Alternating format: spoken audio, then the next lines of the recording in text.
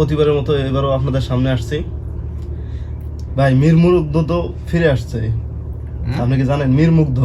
ওই যে 22 জুলাই যে মারা গেল ছেলেটা। 22 জুলাই না 18 জুলাই? 18 জুলাই।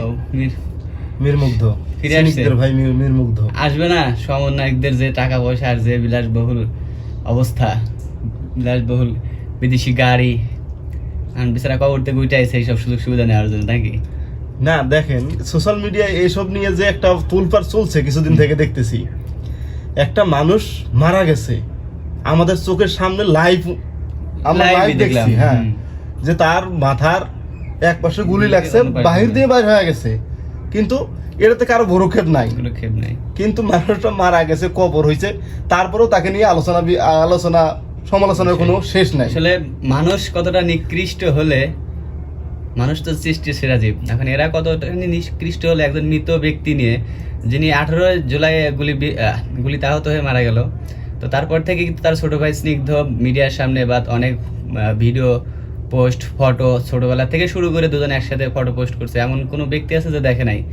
তারপরেও এক শ্রেণীর নোংরা মস্তিষ্কের মানুষ, নোংরা মানুষ, এটা বলতে পারেন, এটা বলতে পারেন, অবশ্যই নোংরা মানুষ।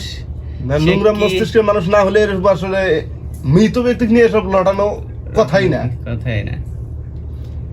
মানুষ, আমরা মানুষ জাতি হিসেবে যদিও চেষ্টা হই, কিছু প্রকৃতির মানুষ আছে তারা কত নিকৃষ্ট হলে, কত নিম্ন পর্যায়ের নিম্ন স্থলে গেলে মৃত ব্যক্তিকে নিয়েও কটূক্তি করতে ছাড়ে না তারা। ছাড়বেই কিভাবে? দেখার আশায়, নিজের মনে করেন যে ব্যক্তিত্ব বাড়ানোর আশায়।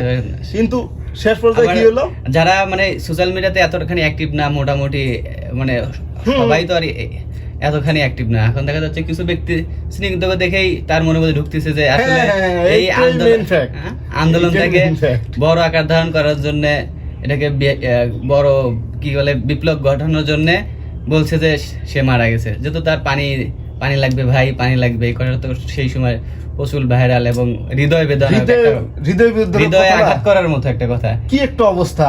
এর পরিপ্রেক্ষিতেই স্নিগ্ধের ছবি দেখায় বলতেছে মুগ্ধ ফিরে আসছে। আসলে সে মারা যায় নাই, সবাই এটাকে মিথ্যা প্রচার করছে।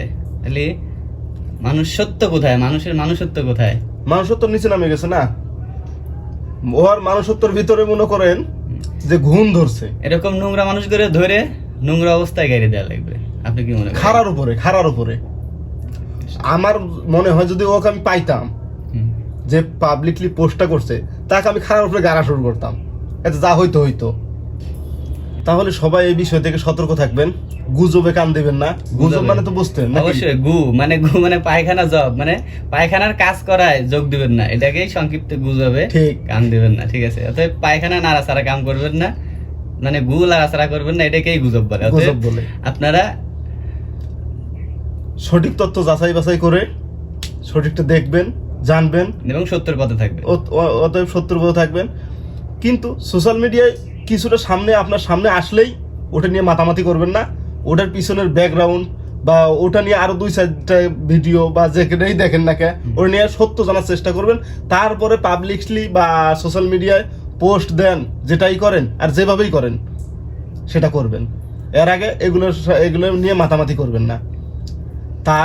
সে মারা গেছে, তার ফ্যামিলি আছে, তার ফ্যামিলির ভিতরে দেখেন কি একটা অবস্থা আসছে।